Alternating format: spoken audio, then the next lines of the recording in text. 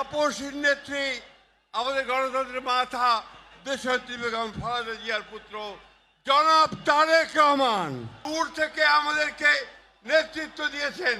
আমাদের গণতন্ত্রের লড়াইকে পক্ষ থেকে বিসমিল্লাহির রহমানির রহিম।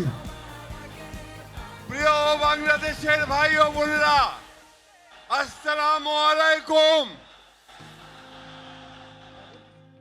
আল্লাহর অশেষ মেহেরবানিতে আজকে আমাদের মাঝে দীর্ঘ 17 বছর পরে ফিরে এসেছেন আমাদের স্বাধীনতার ঘোষক শহীদ প্রেসিডেন্ট জিয়াউর রহমানের পুত্র এবং আমাদের গণতন্ত্রের আপসহীন নেত্রী, আমাদের গণতন্ত্রের মাথা, দেশনেত্রী বেগম খালেদা জিয়ার পুত্র জনাব তারেক রহমান।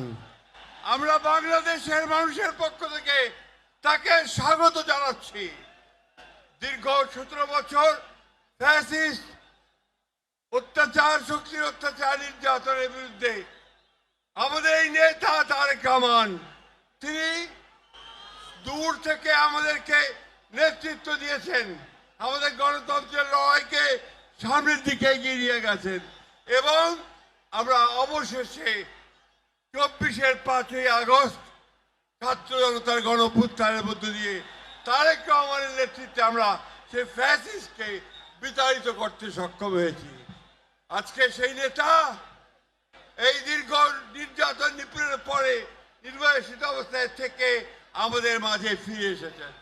বন্ধুগণ, এই গণতন্ত্রের উত্তরণের সবচেয়ে কঠিন পথগুলো আমরা পাড়ি দিয়েছি তারেক রহমানের নেতৃত্বে।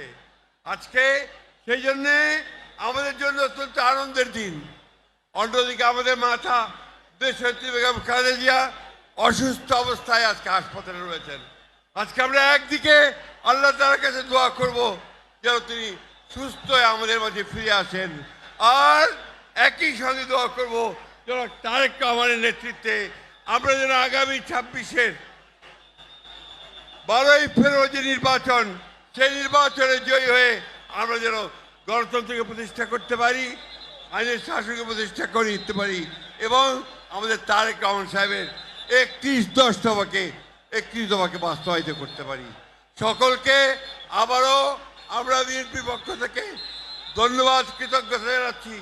দেশনেত্রী এবং খালেদার পক্ষ থেকে ধন্যবাদ, কৃতজ্ঞতা জানাচ্ছি এবং তারেক রহমান সাহেবকে আমরা স্বাগত জানাচ্ছি।